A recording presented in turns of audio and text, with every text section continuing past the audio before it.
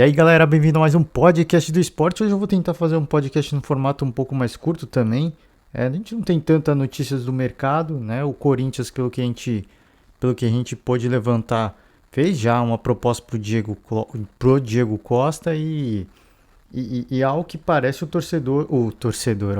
jogador agradou, né? Essa proposta agradou o jogador, mas não é segredo para ninguém, né? O Douglas Costa, o Diego Costa, a família dele tá na Europa, então ele tá esperando, ele pediu um tempo para esperar, para aguardar, porque ele tá esperando uma proposta de algum clube de lá, né? A princípio essa é a prioridade dele, mas, repito, pelo que a gente tem de notícia, a proposta do Corinthians agradou e ele tá nesse aguardo, né, para esperar a janela europeia fechar, que vai fechar em breve, para aí sim bater o martelo e dizer se vai para o Corinthians ou não.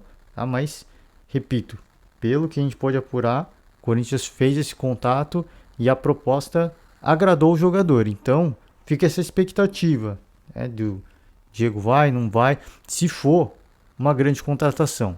Eu já tinha comentado aqui no podcast que a contratação de um centroavante como o Diego Costa para o Corinthians colocaria o Corinthians no patamar aí de Flamengo. Tem gente que acha que é cedo, né?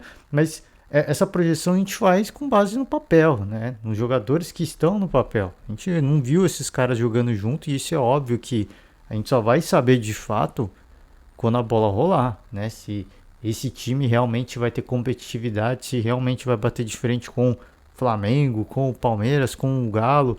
A gente só vai saber quando a temporada começar, mas a princípio óbvio que a gente sempre faz uma projeção e a gente sempre faz uma projeção otimista, né? Eu prefiro, já falei mais de uma vez, eu sou muito mais um otimista do que pessimista. Falo da situação financeira do Corinthians porque preocupa, né?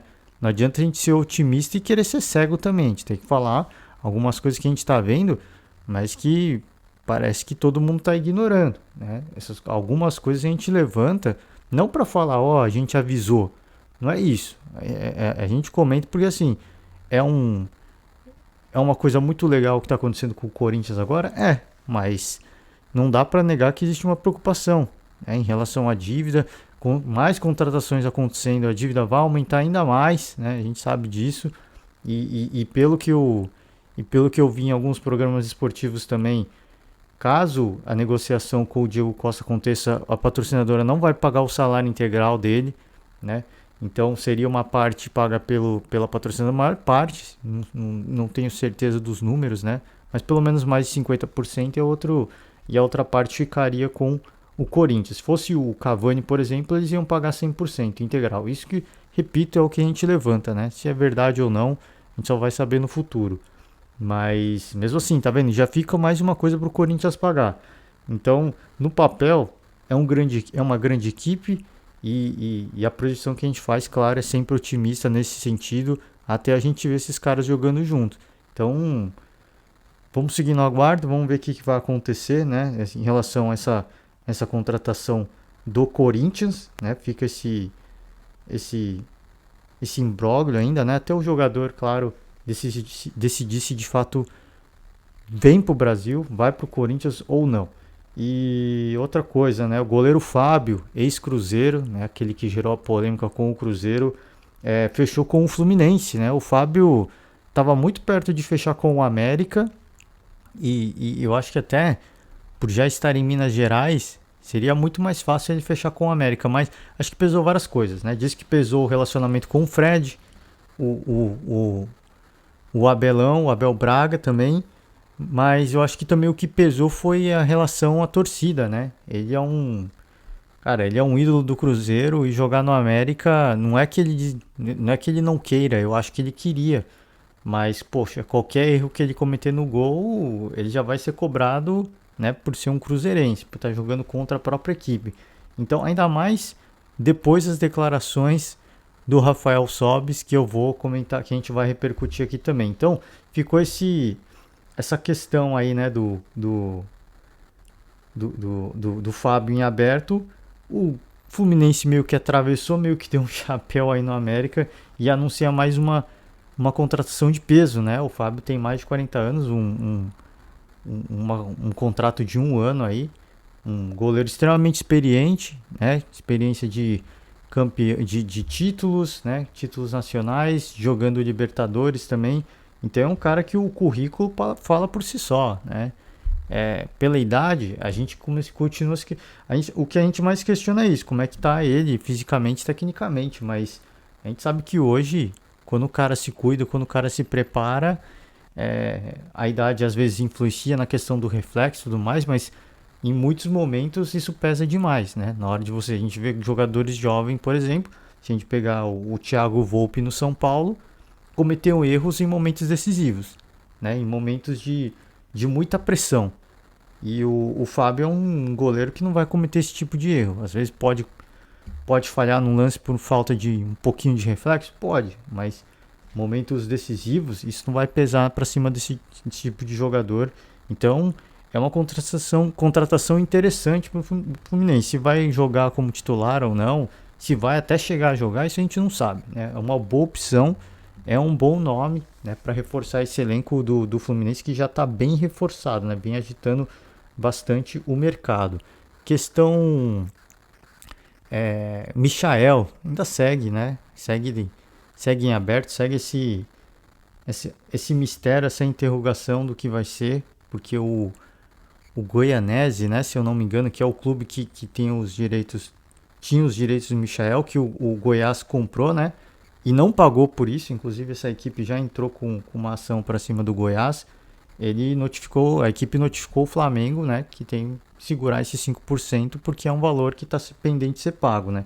Então, o negócio que já tá se arrastando, entrou numa situação, num imbróglio aí, se aqui a gente pode dizer assim, continua, a novela vai seguir, né? O Zenit da Rússia está interessado no Yuri Alberto, quer comprar de qualquer jeito, né? A proposta já é bem alta e eles estão querendo o Yuri Alberto, né? Pra você ver que o Palmeiras de fato não ia conseguir contratar um jogador como esse, né? Inclusive um dos podcasts eu falei aqui, os dois principais nomes que o Palmeiras buscava, né? O Tati Castellanos, o Lucas Alves, esqueci também do Yuri Alberto, que foi um dos primeiros nomes falados e pelos valores o Palmeiras já saiu fora, né?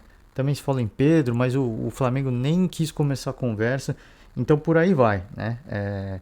Aliás, esse negócio do Palmeiras querer o Pedro e o Flamengo nem querer conversar, a gente tem notícia de que o Flamengo, isso do pai do jogador, do Henrique da base do Palmeiras, de que ficou sabendo por intermediários, não houve uma conversa direta, de que os caras do Flamengo quer contratar ele, inclusive sugerindo ações judiciais, né? Você vê que quando o Palmeiras tem interesse, eles não abrem conversa, mas para jogar por baixo, né? Passar por tentar dar um chapéu no Palmeiras, nem que seja no golpe baixo, os caras vão atrás, né? É óbvio que a gente não sabe se é verdade ou não, mas se for, e a gente sabe que isso existe, até pela rivalidade dos clubes, até porque é muita grana, um jogador muito promissor, então eu não vejo demérito nenhum, mas é aquelas coisas do futebol, né? Você faz uma coisa, né? Mas por baixo dos panos você faz outra que também não é tão legal, né? Não gosto quando um faz, mas você faz a mesma coisa. Então essas coisas que a gente chama atenção também e, e assim que o futebol funciona. E já pegando carona nessa questão de como o futebol funciona, queria falar de Rafael Sobis, né? Ele participou de um programa de podcast aí e tá gerando muita polêmica, muito polêmica, tá todo mundo meio bravo com ele, porque em 2016, num jogo entre Cruzeiro e Internacional, aliás, o ano que o Internacional foi rebaixado, houve um duelo entre o Cruzeiro e o Colorado, e o Rafael Sobis estava jogando no Cruzeiro naquela época, e ele diz que sugere que foi um jogo que ele entregou, né? Que ele não quis jogar, né? Diz que não entrou na área nenhuma vez, ele não fala isso declaradamente, ele sugere. E ele sugere que, ele também fala que um dos escanteios, né, ele estava sentindo que o Cruzeiro estava melhorando e que o gol podia sair em qualquer momento. E aí houve uma cobrança de escanteio que ele chutou na lua, né? Chutou no céu, segundo, se eu não tô enganado, ele usou essas palavras, chutei lá no céu. E o Mano Menezes disse que meio que percebeu que ele tava numa tiriça lá e xingou pra caraca. E eu tô dando risada, muita gente tá bravo com o Rafael Sobis. E eu tô dando risada porque eu não gosto da atitude do jogador, assim. Eu, sincero, honestamente, eu acho que é falta de profissionalismo, né? Por mais que você tenha um carinho pelo Internacional e você não quer ser... Porque ele disse, né? Se o Cruzeiro ganha aquela partida, o Internacional estaria rebaixado naquele momento. E o Internacional ganhou. Gol do Valdívia, se eu não me engano, que ele falou no podcast, eu não me lembro agora. E ele, claro, ele não, ídolo do Internacional, ele não quis participar do rebaixamento. Assim como a gente já viu, por exemplo, o Renato Gaúcho, por exemplo, né? Toda a crise do Renato Gaúcho no Flamengo começou graças à partida, pouco antes da Libertadores, partida entre o Flamengo e o Grêmio, né? E isso veio, tá gerando ainda, né, muito ruído, muita discussão, muito debate e vários comentaristas muito chateados, aborrecidos, enfurecidos com o Rafael Salles. Eu não tô bravo com o jogador de forma alguma, eu acho que não é legal, porque é um profissional, né? É um cara que tá ali para cumprir o papel e ele tem que fazer a parte dele. Se ele não quer jogar contra o Internacional, é só pedir para não jogar, entendeu? Fala assim, professor, não quero jogar, mas por quê? Porque eu não quero rebaixar o Internacional. E se você me pôr, eu não vou jogar. É simples assim.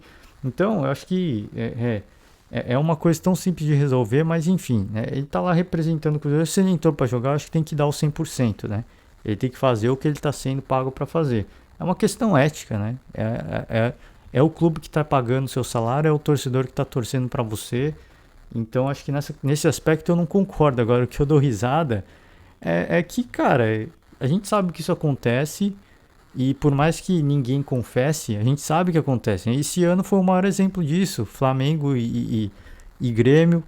O Corinthians que na última rodada, cara, assim, rebaixou o Grêmio, né? Rebaixou não. O Grêmio foi rebaixado pelas suas próprias forças, né? Mas assim, o Corinthians ia ser rebaixado do mesmo jeito se o Corinthians ganhasse, se eu não me engano, porque o Bahia perdeu, né? Se eu não me engano, foi isso. Mas o Corinthians perdeu a partida, uma partida que o Corinthians jogou absolutamente nada, né? Não entregou absolutamente nada, né? E era aquela partida para encerrar o ano assim. Era fora de casa, eu esqueci quem foi o adversário, mas Juventude, se eu não me engano, que é o que ficou na Série A. Eu peço perdão ao torcedor aqui, né? Já aconteceu tanta coisa que a gente acaba se esquecendo. E até depois na coletiva o repórter perguntou, né, pro Silvinho se era correto assumir que interpretar que o Corinthians rebaixou o Grêmio, ele ficou bravo, né? Falou que era leviano. Até o jornalista não afirmou absolutamente nada, ele só perguntou se era correto presumir isso, né? Assumir que o Corinthians rebaixou. Então o Corinthians jogou absolutamente nada, né? E é o que eu falei, a gente sabe que em algum jogo um time entrega o jogo pro outro ser rebaixado para prejudicar. Então acho que o Rafael Sobis ele só escancarou, ele só assumiu uma coisa que ele fez e que acontece no cenário, né? É igual o Malabranca. O Vampeta, em um dos seus programas esportivos, ele pergunte ao Vampeta, se eu não me engano, né? Mandaram a pergunta pra ele e ele falou, mano, Malabranca acontece, assim, já recebi, né? Que esse Malabranca, no caso, o que ele fala é ganhar mais grana por vencer uma partida. Então, ó, se você ganhar essa partida, a gente dá um bônus aí pra vocês. E é normal acontecer, é uma forma de incentivo para os atletas, né? Então a gente sabe uma coisa que a gente sabe que acontece e faz parte do futebol, né? Faz parte e muita gente fala assim, ele falou, o Rafael Sobis fala disso como se fosse parte do folclore, mas faz parte do folclore do futebol, né? O Maradona, ele quando vivo, ele falava do seu gol de mão e tirava sarro, ele tirava onda disso, ele achava legal. E, pô, fazer gol de mão não é contra a regra. Por isso, esse é um dos argumentos que eu uso sempre quando a gente vai falar de árbitro de vídeo. Vai discutir árbitro de vídeo. Assim, eu acho inadmissível numa Copa do Mundo um gol de mão. Ainda mais, eu imagino uma final. Brasil e Argentina, Argentina fazendo gol no Brasil, sendo campeã para cima do Brasil com um gol de mão. Né? Então, por isso que eu falo. É, falo em favor da existência do árbitro de vídeo. Agora, o problema não é a tecnologia, o problema é as pessoas que usam. Sempre falei isso. Então, eu acho que assim, hoje todo mundo dá risada do que aconteceu com o Maradona, mas não é algo legal. Não é algo que é sério. O que o Rafael Sobis fez não é algo legal, mas falei, hoje eu dou risada assim das coisas que a gente dá risada das coisas que aconteciam no passado, né? As coisas erradas que aconteciam no passado. E o Rafael Sobis fala num tom de descontração e eu dou risada também. Isso faz parte do futebol. A gente reclama tanto que os jogadores hoje são robotizados, né? Eles vão para a coletiva de imprensa com um discurso feito, com uma blindagem de assessoria de imprensa, não existe mais originalidade, não existe mais personalidade. Os jogadores não falam mais o que pensam, os jogadores não querem falar de política, se omitem na hora de falar de assuntos polêmicos. Todo mundo fala isso. Na hora que um jogador vai lá, aliás, é jogador, né? Por isso que ele fala. Ele ligou, peço perdão na palavra, mas está aposentado e ligou o modo foda-se, né? Peço perdão na palavra mais uma vez, mas é a verdade. Cara, eu sinceramente, eu não concordo com a atitude dele como jogador, mas eu dou risada e eu me divirto porque, cara, tem que falar mesmo. As verdades têm que ser faladas. E toda vez que acontecer isso, cara, se acontecer, é igual o Alexandre Pato que eu repercuti ontem aqui, né? Eu acho que o jogador tem o direito de se manifestar, se ele é a favor ou contra a vacina. Ah, as pessoas vão escrachar ele. Meu, problema. Ele é um ser humano, ele tem o direito a ter opinião. A gente não vive no mundo livre, pelo menos no Brasil, né? E imagino que a gente viva num mundo livre no Brasil, né? Então, esse julgamento virtual que a gente sempre vê, eu fico aborrecido porque assim, não todos, né? Não todos, mas muitos jornalistas que estão criticando o Rafael Sobis agora vão ser os mesmos caras que quando vê uma entrevista de um Neymar, de um Coutinho, de um Casemiro, né, na Copa América que quase se manifestou ali contra a política do governo, quase, foi por muito pouco. Depois ele não se manifestou e muita gente criticou a postura. Pô, por que não se posiciona, que não sei o quê. Então, quando se posiciona a favor das ideias deles, dos jornalistas, no caso, eles acham legal, né? Agora, quando faz quando toma um posicionamento, uma opinião, uma coisa que fez que é contra, aí todo mundo, né? Enfim, vai pra cima do cara, faz um julgamento e acaba com o cara, né, na televisão e nas redes sociais. Então, eu só faço essa reflexão, assim, a coisa não é legal? Não é legal, né? Não é legal. Eu concordo que como profissional foi uma atitude péssima, é uma falta de profissionalismo, uma falta de respeito com o Cruzeiro e com o torcedor cruzeirense. Agora, cá entre nós, né? A gente sabe o que acontece, então, sempre se fala, né? E muitos deles também falam. Não estou generalizando, estou falando alguns, às vezes muitos, porque é o que a gente, em geral, a gente vai vendo no rádio e na TV. Muitos deles falam que tem muito mimimi hoje, né? E eu repito, reclamam que a entrevista hoje é uma porcaria, que os caras não falam nada, porque é blindado, porque tem assessoria, porque não se posiciona. E aí quando o cara se posiciona, quando o cara fala alguma coisa, ele é escrachado, né? Ele sofre um linchamento virtual. Essa é a palavra que eu queria usar. Um linchamento virtual. Então, só essa reflexão que eu queria fazer. Que não tá certo, não tá certo. Ah, não, você tá concordando, você tá rindo. Não, eu tô rindo da situação. Eu tô rindo da situação, porque faz parte do folclore do futebol. E quem não assume isso é muito ingênuo. Ah, não, tá manchando o futebol. Ele tem que ser punido, porque ele manipulou o resultado de um jogo. O Rafael Sobis sozinho não faz nada, tá? O Cruzeiro tinha mais 10 jogadores. Então é como se o Cruzeiro tivesse jogado com um jogador a menos. Então o Sobis não manipulou resultado nenhum. Ele tentou manipular. Se no gol do Cruzeiro não saiu, outros 500. Né? Ah, tem que ser punido como se fosse um jogador que manipulou resultado para aposta, né? Para aquelas apostas de jogo. Então, por isso que eu faço esse levantamento. O cara deixa ele falar o que ele fez e dar a opinião dele. Porque, repito, muitos desses mesmos caras que estão julgando de forma bem incisiva o Rafael Sobis são os mesmos caras que, quando vê uma entrevista de alguém, pedir um posicionamento do capitão da seleção sobre a vacina, sobre a pandemia, e o cara fazer aquele jogo de corpo, né, para não ficar nem do lado de um nem do lado de outro. Aí esses mesmos caras vão detonar, né, o capitão da seleção brasileira falando que não se posiciona, né? Que não tem coragem de se posicionar, que falta isso, que falta personalidade, né? Que faltam jogadores com personalidade. E aí você vê quando o Felipe Melo vai lá e fala, aí critica o Felipe Melo.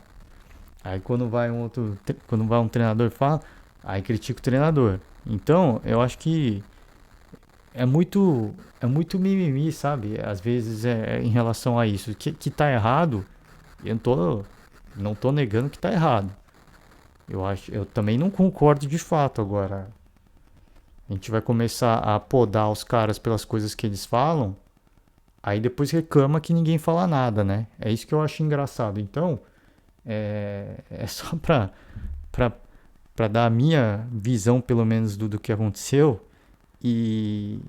Cara, eu não concordo com o que o Rafael Sobres fez, mas tô do lado dele, né? Se ele quiser contar mais coisas do que acontecia, eu acho legal, porque é bom que todo mundo saiba, né? Do que acontecia e do que acontece no futebol, para que não tenha ingenuidade, para que não ache que, nossa, essas coisas não acontecem. O futebol é um mundo perfeito. Não só o futebol, o esporte, né? É um mundo perfeito, né? Essas coisas acontecem em qualquer esporte, tá? Em qualquer esporte. Não é só no futebol, não. É em qualquer esporte. E é muito ingênuo quem acha que isso não acontece, né? Então, por isso que eu falo. É interessante que um jogador tenha a coragem de vir e falar para que todo mundo veja que isso acontece, né? Que isso acontece e vai continuar acontecendo. Né? Já são seres humanos, né? Alguns fazem isso por dinheiro e alguns fazem isso porque, pô, o clube pesa no coração, né? Eu não vou participar disso. É claro, por isso que eu falei, ele podia simplesmente ter falado que não ia jogar, né? E teria sido muito mais fácil evitar a polêmica que está hoje, mas faz parte, né? Faz parte doa quem doer, faz parte do folclore do esporte. Isso faz parte, né? E não é de hoje. Não é de hoje que isso acontece. E quem acha que o futebol é um mundo lindo e maravilhoso, que todo mundo joga 100% em todas as partidas, é o que eu falei, só pegar, né? Pegar uma situação que aconteceu esse ano. Né? O Corinthians na última rodada, né? Flamengo contra o Grêmio. Esse ano aconteceu dois casos muito claros, né? E um deles derrubou o treinador, o Renato Portaluppi. Então fica aí, né? Claro que não é assumido, a gente sabe que o cara não assumiu que isso aconteceu. O Corinthians não assumiu que isso aconteceu. O Silvio não assumiu que isso aconteceu. O Renato Gaúcho também não assumiu que isso aconteceu. Não precisa assumir, é coisa que a gente sabe, né? E o Rafael Sobres teve a coragem de falar e assumir. Então, parabéns para ele por essa coragem. Agora que tá errado, a gente sabe disso. Mas não é só ele, né? Não é só ele. Muito se engana quem acha que é só ele. Por isso que eu falo. Aí os caras vão falar. Os caras escracham ele, fazem esse massacre virtual e depois vai reclamar que os jogadores não têm personalidade, né? Porque imagina se ele fala isso enquanto ele está em atividade. Aí ele não consegue contrato com ninguém, né? Porque ele é o vilão, ele é o cara que não é profissional. Poxa, mas aí vocês cobram a postura do jogador, vocês cobram verdade do jogador e quando o cara fala ele não consegue mais emprego. Então não deveria conseguir de fato, porque é um cara que mostrou que não tem profissionalismo. Mas, enfim, aí cobra-se uma coisa e aí na prática é totalmente diferente, né? É isso que eu acho, essa ambiguidade que eu acho curiosa, né? E que me incomoda. Mas tudo bem. Eu queria finalizar com o caso Robinho, porque o Robinho entrou com um recurso lá na última instância, né, da justiça italiana na questão da condenação do estupro, né? E ele foi condenado mais uma vez. Foi condenado na última instância, então não cabe mais recurso. O Robinho não pode mais recorrer. Ele está condenado a 9 anos, né, de prisão por esse crime que foi cometido, né? Agora está tendo muita especulação do que pode acontecer. Ó, Brasil não extradita cidadão brasileiro. Então esse cenário não existe, tá? Então para quem acha que isso é ruim ou não, nenhum país extradita cidadão, tá? Não adianta falar que, nossa, que vai manter um criminoso aqui, que não sei o quê. Nenhum país extradita cidadão, filho. Isso não vai acontecer. E eu acho que é assim que tem que ser. Quem manda no país o Brasil precisa. Aí agora sim é outra história. Aí essa eu acho que é o caminho correto. Porque assim, qualquer país pode vir condenar qualquer pessoa. né? E não necessariamente a pessoa é culpada ou não. Eu vou extraditar o cara sem saber se o meu cidadão ele é culpado ou não. Aí também não cabe, né? Aí também é uma coisa meio sem noção. Mas o que pode acontecer agora, que está gerando muita expectativa, é se o Robinho pode ser preso no Brasil. Isso de fato pode acontecer, né? Primeira coisa que precisa acontecer, pelo que a gente pode apurar, a justiça italiana precisa fazer acionar aí, né? Primeiro, negócio de acordo de cooperação, mandar o caso para o Brasil. O Superior Tribunal de Justiça no Brasil vai avaliar se todos os trâmites legais estão de acordo com a justiça brasileira. Eles não vão avaliar a prova, eles não vão rejulgar o Robinho, isso não é um novo tribunal. Eles só vão julgar, só vão verificar, na verdade, só vão validar, não é nem julgar, é validar se tudo que foi feito pela justiça italiana está de acordo com a justiça brasileira. E uma vez que isso esteja comprovado, de que seguiu o processo legal de acordo com a justiça brasileira, aí sim o Brasil pode prender, a justiça brasileira pode prender o jogador. Então ele de fato pode cumprir pena no Brasil. Isso é uma possibilidade. Agora a justiça italiana precisa entrar com esse pedido, né? E o jogador certamente não pode sair do Brasil, né? Porque a Itália pode pedir aí colocar o Robinho numa lista internacional de criminosos, né?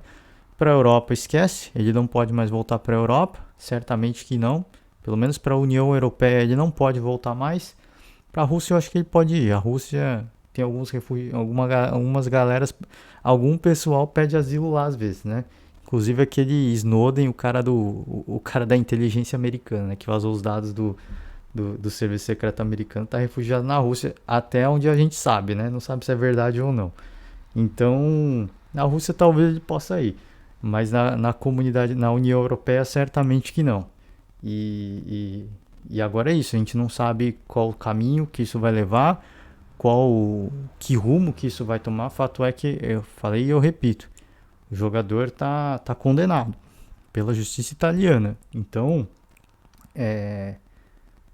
quando o Santos tentou contratá-lo, quando ele já tinha sido condenado em segunda instância, se eu não me engano, isso gerou muita repercussão e a gente aqui no podcast também repercutiu isso. O jogador foi condenado pela justiça. Ele até então ele é um criminoso. Ele precisa provar que ele está que ele é inocente. Ele entrou com recurso da terceira instância, não cabe mais recurso.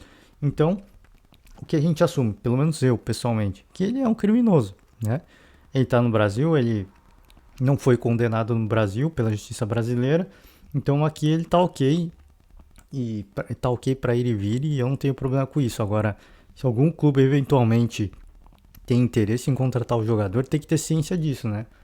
De que ele é um criminoso, pelo menos na Itália e possivelmente na União Europeia. Eu não sei se a Itália já pediu para os outros países, né, do grupo, do bloco, a prisão, entre aspas, né, colocou o Robinho numa lista de criminosos, mas a princípio ele é um criminoso na Itália, né? Ele foi condenado, ele foi julgado e foi condenado lá, então ele é um criminoso. Então, para qualquer clube que esteja eventualmente interessado no jogador, que fica acho que esse ponto aí para ter uma sensibilidade, né?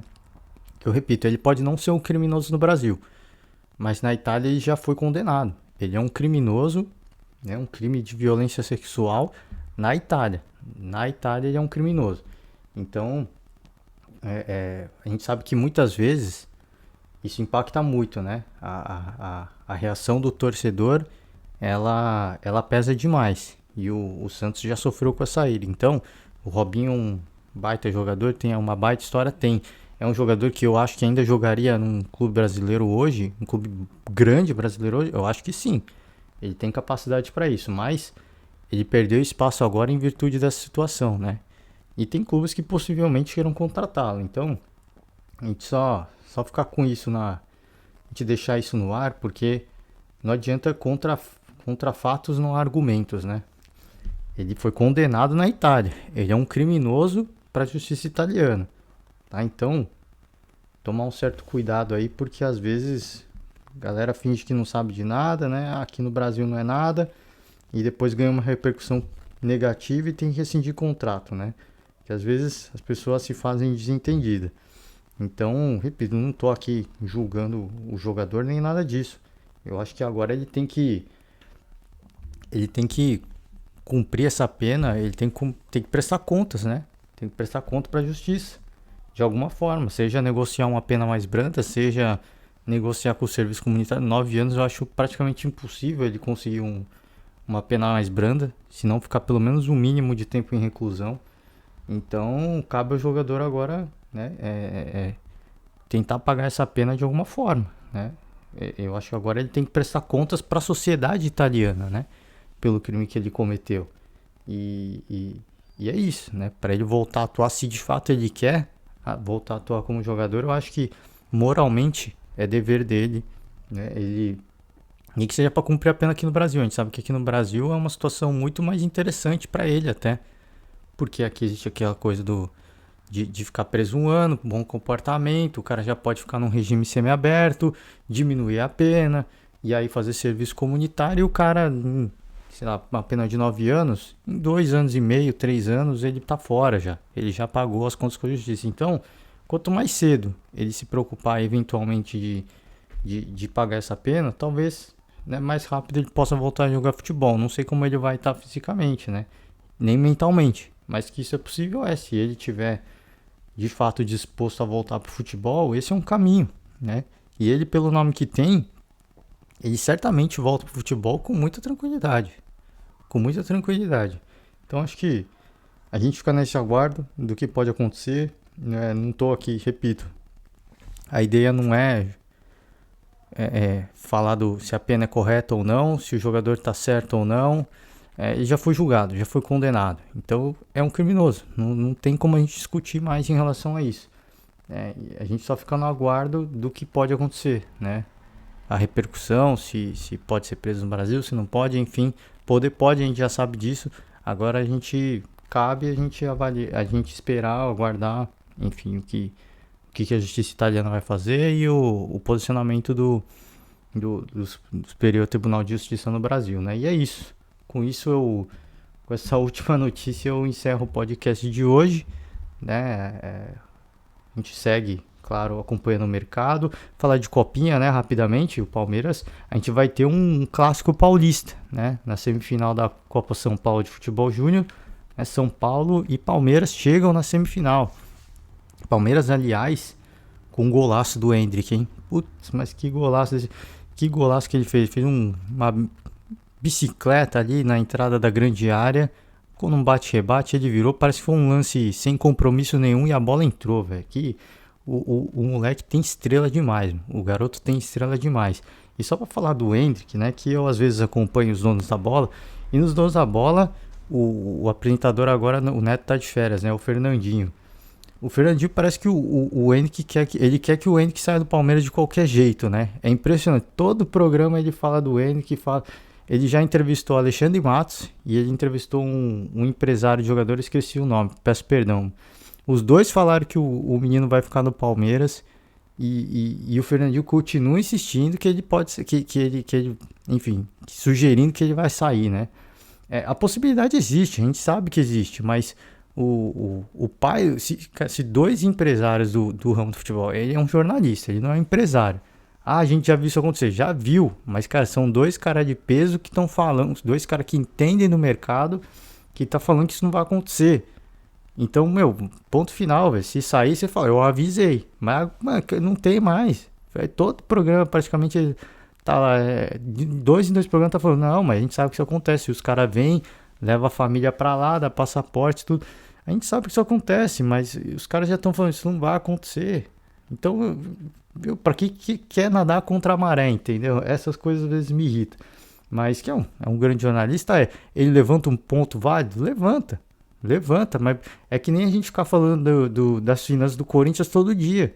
Enche o saco, a gente sabe que tem problema, mas deixa os caras trabalhar, entendeu? É igual o Henrique no Palmeiras, existe essa possibilidade? Existe. Mas, pô, se dois caras já falaram que não vai acontecer, dá o voto de confiança pros caras, né? Parece que quer ser agente do caos, né?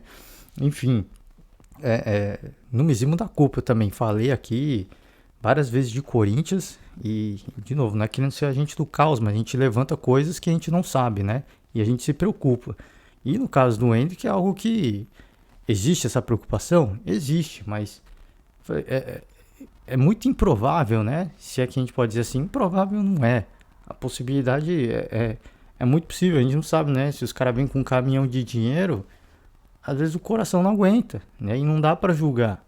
Mas eu falei, dois empresários de peso, né? Dois caras do futebol de peso. O Alexandre Matos é bem empresário, né? Mas é empresário sim, né? Mas não de jogador, no caso, né? É isso que eu tô me referindo. E se os caras estão falando, ponto final. E se acontecer, eu avisei, gente. Eu avisei. Né? Os caras falaram aí que não tinha chance disso acontecer. Aconteceu. Aí tudo bem. Pô, é um cara que tem conhecimento do mundo da bola, mas pô, insiste nisso todo o programa, cara. É impressionante. Né? Parece que quer que aconteça o pior. E não vai acontecer, cara. Assim, pelo menos torço eu, né? Torço eu. Eu falei aqui já, né? Mais de uma vez. Essa talvez seja a grande contratação da Leila Pereira, né? A presidente do Palmeiras.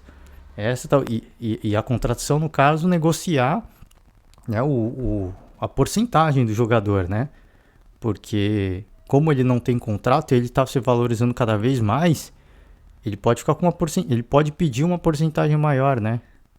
E deixar o Palmeiras com uma porcentagem menor. Com o Gabriel Jesus, se eu não me engano, já foi assim. O Palmeiras tinha uma porcentagem pequena, mas na hora da negociação eles vão lá, sabe negociar bem e acaba recebendo uma grana muito mais alta, né? No caso do Palmeiras. Mas essa talvez seja a grande negociação da Léa Pereira, né? Não só fechar um contrato com o jogador, mas com uma porcentagem boa pro Palmeiras, né? Se chegar a 50%, 50 já vai ser um baita negócio, né? Porque sempre você vende, você ganha a sua parte, mas você sempre consegue negociar uns 20 milhões a mais, né? Um chorinho. Então, esse talvez seja o grande presente de Natal atrasado da presidente do Palmeiras. Eu acho que é possível, né? Sem dúvida é possível. E só para encerrar, né? Que eu tô para falar isso já há 2 podcasts. Felipe Coutinho calou a boca de todo mundo, inclusive a minha, né? E eu falo aqui, eu não tenho vergonha de vir falar, queimei a língua mesmo, e isso é que e eu sempre falo, isso é que é o grande barato do futebol. A gente vem, a gente critica, a gente repercute, e quando acontece o oposto, eu acho fantástico, véio, porque o futebol é isso. O futebol é um esporte mágico. Ele permite que as mudanças aconteçam. E o Felipe Coutinho, no primeiro jogo, assistência e gol, né? Logo após a convocação do Tite, um tapa na cara de todo mundo que criticou a convocação dele e tá aí, né? Justificando a convocação, né? Por que ele foi convocado. Então, esse que é o grande barato do futebol, né? Essa que é a grande mágica, né? Acho que já eu falei e repito, a capacidade do Coutinho ninguém questiona, né? O fato é que ele não vinha tendo grandes atuações. Mas o cara, quando quer jogar, assim como eu falei do Neymar, né? Quando o cara tá afim de jogar, a gente sabe que o cara joga. E ele tava afim de jogar. Ele tava mordido. Acho que ele viu tanta crítica, ele falou, agora esses caras vão ver. Os caras vão ver o que eu sei fazer. Foi lá e estourou, né? Arrebentou. Então, só dar o crédito aqui, o parabéns pro Felipe Coutinho, justificando a sua convocação. Espero que nesses jogos de seleção ele consiga mostrar ainda mais, calar ainda mais a boca dos críticos num ponto que todo mundo fala, não, realmente, o Felipe Coutinho tem que estar lá, porque ele vinha tendo péssimas atuações, teve uma atuação boa, né? E uma atuação boa não apaga tudo que ele fez antes, né? Então a gente fica naquela dúvida, será que ele vai manter a consistência agora? E agora a gente pula para um outro aspecto. Legal, justificou a convocação. Agora vai ter consistência para se manter até a Copa? Essa agora é a cobrança e eu espero que o Coutinho faça, porque, mano, ele parece ser um cara gente boa pra caramba. Repito, a capacidade dele é inquestionável, né? É inquestionável. Então, eu pelo menos tenho essa esperança de que ele consiga manter a consistência até a Copa, porque quem tem a ganhar com isso é a seleção brasileira, é a gente que torce, né? Só a gente. Ele também, obviamente, tem muito a ganhar, mas a gente tem a ganhar também porque a gente vai ver o melhor do futebol brasileiro. Né? E eu quero ver isso. Então torço demais para que ele continue calando a minha boca também né? E consiga fazendo atuações relevantes, né? Até a Copa do Mundo, porque a seleção brasileira tem muito a ganhar com a presença dele, né? Se ele conseguir jogar o seu melhor, sem dúvida nenhuma que a seleção tem muito a ganhar com isso, né? Então, agora sim, com isso eu encerro o podcast de hoje. Alguns assuntos um pouco mais polêmicos, um pouco de mercado da bola. É isso, a gente vai seguir acompanhando o mercado, né? Caso Michael, caso Yuri Alberto, Diego Costa, né? O centroavante do Palmeiras, se é que isso vai acontecer ou não, a gente vai seguir repercutindo. Centroavante do Palmeiras, repito, eu acho que a maior contratação do Palmeiras vai ser esse garoto, né, o Endrick, né, que ele pegou Covid, na partida passada não fez gol, e agora entrou e fez um gol de bicicleta nessa última partida, né, então, e a gente vai ter um clássico agora pela frente, né, que momento pra Copinha, né, porque talvez o Palmeiras é um dos grandes favoritos, o São Paulo sempre, e o São Paulo do Alex fazendo uma campanha bastante interessante também, né? Então fica infelizmente ou infelizmente esse confronto acontece agora e não na final, né? Mas enfim, vai ser torcida única, né? Certamente vai ser melhor que seja agora, né? Porque imagina uma final com uma torcida única é chato, né?